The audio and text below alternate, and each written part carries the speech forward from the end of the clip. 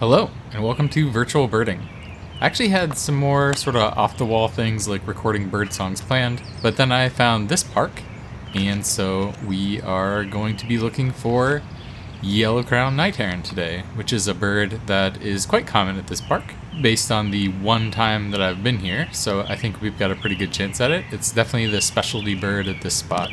I actually came here last week on a bird walk with the American Bird Conservancy, and so I thought this place was so good that we need to do a virtual birding here. And this place is the Kenilworth Park Aquatic Gardens, which is a pretty neat little park, to be honest, in Washington, D.C. And it's got this sort of first part that's these aquatic gardens that's got all these tiny little ponds, lots of lily pads and other plants that are wetland plants. And then at the backside, there's the boardwalk that goes out to what they call a tidal marsh. It goes out to a stream, so I'm not exactly sure how it's titled, but it's still a very nice area with a lot of cattails and that sort of thing. So we'll get started here, get walking into the park. Right away, we've got some different things here on the ground.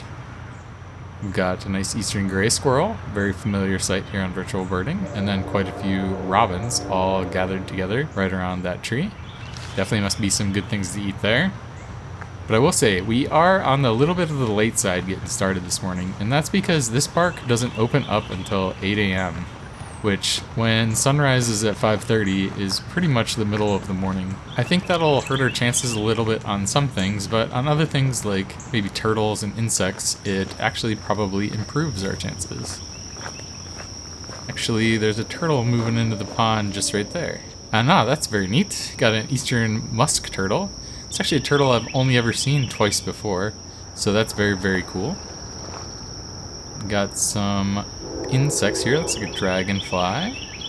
Nice eastern pond hawk male. The females are really nice and green and black, but the males are that nice pale blue. Pretty neat. And if we keep making our way up through here, looks like a bird up in that snag, and it looks like a starling there.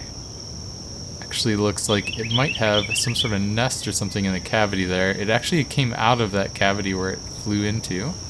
And here we got another dragonfly, a smaller one, also a blue tail, but you can see the stripes on the side, and that's a blue dasher. Got this Carolina wren singing quite loud here.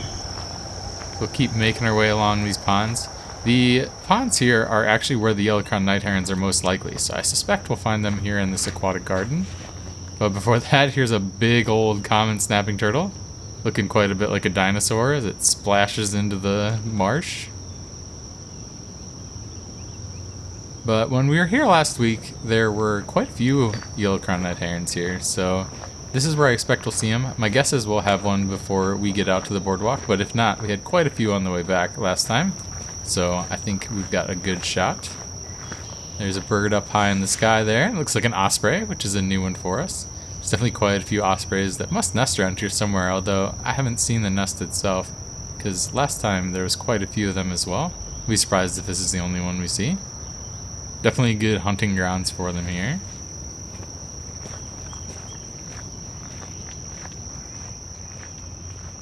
There looks like a bird right along the bank.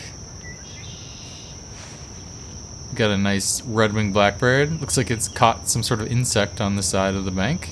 Probably a dragonfly nymph. A lot of times that's what they're looking for right along the shore like this. So perhaps that's what they're hunting for there. Alright. We will keep making our way along. Keep watching for these yellow-crowned night herons. And there's another dragonfly. Really pretty one. Common whitetail. Pretty obvious how it got its name. Very, very nice dragonfly. I will say, especially this time of year in this region around DC, the one definite downside of this park opening at 8 o'clock is it's extremely hot. It's actually 84 degrees Fahrenheit when we started, and it's only getting hotter as we walk along. And out in these exposed marshes, I can say walking here is very, very hot. And so I think that's definitely going to be not great for some birds, but we've definitely had quite a few already. And here's another one sitting up in the tree. There we have a nice eastern kingbird, which is another new one for us. Another common bird in habitat like this. It's a little open, a little bit marshy. You can see that nice white band on the end of the tail when it preens its feathers. Definitely one of the coolest flycatchers around. And just up ahead, we have a nice surprise for you. But before we get to it, I just spotted something down here in the weeds, and it looks like a fragile forktail, which has got that nice exclamation point on the body. And then just up here is the surprise.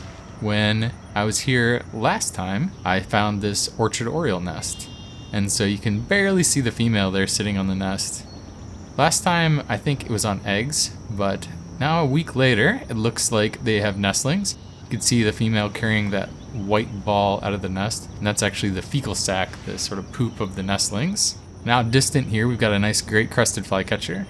We've had much better looks at that bird other places, but still neat to see out here. And it looks like the male might be about to come into this nest. And there he is. Really beautiful bird. I absolutely love orchard orioles. I think I like them actually probably better than even the Baltimore orioles that we have around here. That really nice brick red color is really, really pretty.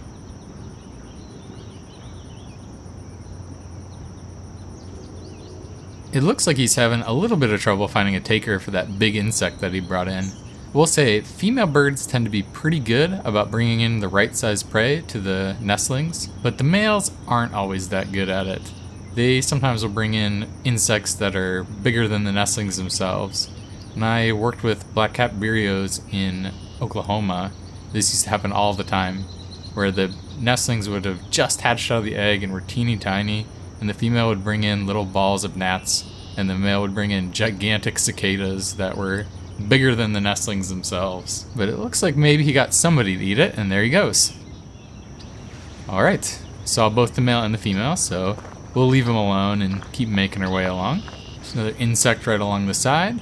Here we have a pretty little mantis, very, very tiny, only about an inch long. Really don't know what it is. Mantises are really hard to identify. A lot of the insect identifications that I do, I try to do them myself the best I can, but I really rely on an app called iNaturalist. That is a place that you can upload your photos and other people will help you identify them. And it all goes into like a big citizen science database. And here we have another dragonfly. Looks like another blue dasher sitting perched there. And there's another dragonfly. This is a female Needham skimmer. She's sort of tapping her abdomen on the water, and that's because she's actually laying eggs in the water there.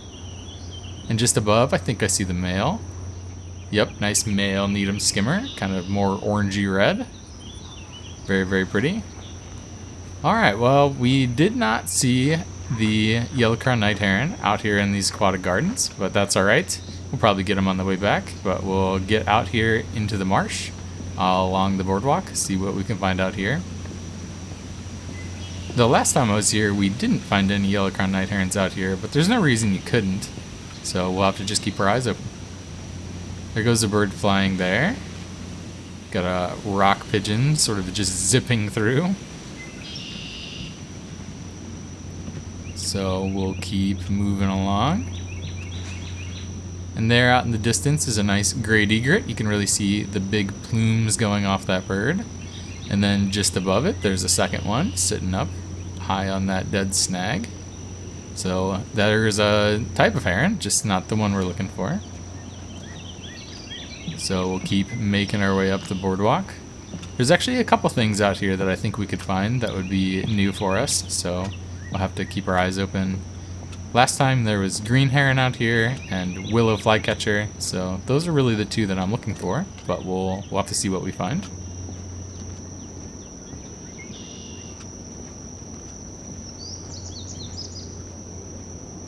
Got an indigo bunting singing up here. Let's see if we can find it. It's probably up there in the tree. And you can just barely see it up hidden in the leaves. But that really nice bright blue does really stand out. I did just hear a willow flycatcher, so this is actually where we got it last time, so I suspect we'll find it again, but we'll have to look around a little bit, see if we can find it. There's a bird over there sitting, doesn't look like a willow flycatcher, but it is a nice yellow-billed cuckoo sitting completely wide out in the open. That's very fun. Don't get to see them so wide in the open very often, usually they're up hidden in the tops of the trees. Hear a blue-gray gnatcatcher calling as well somewhere close, but before that there's another bird in the air. We have a nice black vulture, that short tail. And let's see if we can find this blue-gray. Sounded like it was in this little bush.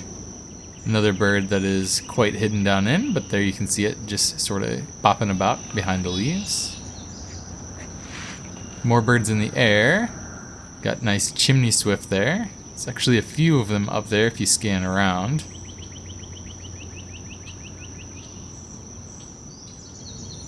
Now, let's see if we can find this willow flycatcher. It's probably perched up somewhere. It's been singing. And there it is.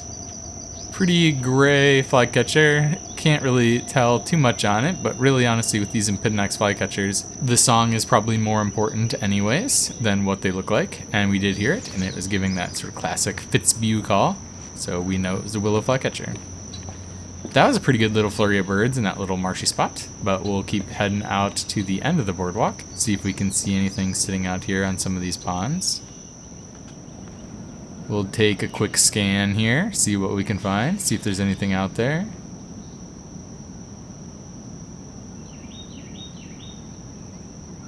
Not seeing too much, no green heron or any ducks or anything like that sitting out there, but there is something flying out there. And if you look real carefully, our chimney swifts are actually out there, and they're drinking off the surface of the water. So when you see them sort of fly down and hit the surface of the water, that is how chimney swifts drink. Chimney swifts sometimes will spend up to a year in the air. They really only land when they're on their nests, and so they even drink water while on the wing, and that's what those were doing there. Alright, but didn't see too much else out there, so we'll keep making our way along. There's another pond out here in the back, so we'll check that quick. There is actually something out there. If you look between the reeds, there's a few wood ducks sort of moving about in the grass. Pretty tough to see, but definitely a nice little duck. Alright, we will start making our way back, and actually now that I'm coming at this angle, here's these great egrets, very much closer. Pretty nice to see them a little bit better than we saw them really far away. So that's the low one, and then the up high one is up there. And they're just sort of preening their feathers, just like they were the first time we saw them. Alright, let's head back down the boardwalk, get back into the aquatic gardens, and find our yellow-crowned night heron. I'm a little surprised we didn't get it on the way out, but we will hopefully get it on sort of the back side of the gardens. A couple big birds there in the tree. Looks like a couple common grackles. You can see those real long tails. Something like a red-winged blackbird wouldn't have. Our indigo bunting is still singing in this spot. This actually looks like a second, or I guess a third great egret out here. Also doing the same as the other ones, sitting on a bare snag and preening itself. Keep making our way along.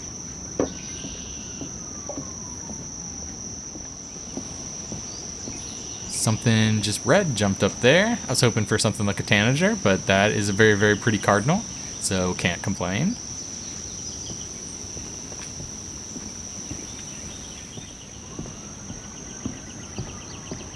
I think that was a cuckoo that just flew past there. See if it lands. Looks like it did, pretty far away, but yeah, sure enough, there's a nice yellow-billed cuckoo again. That one with the green leaves in the background is actually almost a little bit better look than the first one we got that was very backlit. But yeah, I guess this little marshy area is a good spot to see cuckoos as well. You don't necessarily think of cuckoos as being sort of marsh birds, but we've had a bit of luck out here. And up here we've got an insect. And these are spotted lanternfly nymphs. So they get much bigger and they look quite a bit different and can fly eventually. But yeah, this is a sort of new thing here. There used to be absolutely none of these around at all just a few years ago, but they have really exploded and now they're everywhere. It's an invasive species from Asia, and there are now tons and tons of them. As you can see the whole way along here on this railing, there's just more and more and more. Sometimes in the summer when they can start flying around, once they get into their adult form, they're just absolutely everywhere. There's another sort of introduced species, the Asian lady beetle. Right along there, looks like it went down behind the railing. And yeah, just tons and tons of these spotted lanternflies. Anywhere you run into them, there's just absolute piles of them. There's an ant as well. Didn't get a good enough look at that to identify it. Actually, there might be that warbling vireo that's been singing. And sure enough, a bit behind some leaves, but that is what that is. Alright, we're almost at the end of the boardwalk and back to the aquatic gardens. So, no yellow-crowned night heron out on the marsh out there, so we'll have to get it here in the aquatic gardens. And if nothing else, we'll definitely look for some more insects and turtles and whatever else we can find. And here we've got what I think is another blue dasher. I can't imagine that'd be anything else with the stripes on the side, but the tail didn't look as blue as I would have expected. But I'm not an insect expert, but I do my best. And here we've got a crow sitting up in the tree. As you can see, it's sort of got its bill open, it's panting. It's quite hot. It's hard to know if that's an American or a fish crow without it calling. Here's a very, very neat dragonfly, unicorn clubtail. Clubtails are one of my favorite types of dragonflies, which are really the group that got me interested in insects. And the clubtails are my favorite, and unicorn clubtail was actually a brand new one for me the last time I was here, so happy to see it again. Here we have got another invertebrate, this time a spider. Here's a really pretty six-spotted fishing spider. Definitely a neat one, sitting in those lily pads. But I'm not seeing yellow-crowned night heron. We're going to keep watching this direction, because this is where they all were the last time. Along this back edge, we had about 4 or 5 of them the last time I was here a week ago. I don't see any right now. And it is really, really hot, so I sort of wonder if that has something to do with it. When we were here last time, it wasn't nearly this hot. It was probably about 10 to 15 degrees cooler, I would say. So maybe the yellow-crowned night herons really go into the bushes and hide in the shade when it's this hot. I really am not too sure. This is actually the point that I was going to end the walk, but we'll take a look here at this osprey. Knew we would see another one eventually. And then I think we're going to actually walk out into the middle of these aquatic gardens and just take one last look around. It'd be a real shame to miss yellow-crowned night heron here with it being such a specialty. I thought we'd have it by now, but we don't. But here's a nice slaty skimmer that we picked up from going this direction, so maybe that's a good sign. We're finding new things heading out into the gardens. And here's actually another new dragonfly, a nice eastern amberwing. Definitely a pretty orangey red one. But yeah, let's just give this one last try for yellow-crowned night heron. Definitely wasn't part of my plans going out here, but it seems like if we're out in the middle, that'll give us the best vantage point to look around at all of the aquatic gardens, and hopefully we can find something. And here is a new turtle, pond slider. We've had it before, but last time I believe we saw this sort of red-eared subspecies, and that one I'm not exactly sure what this subspecies is, but it's probably yellow-bellied slider.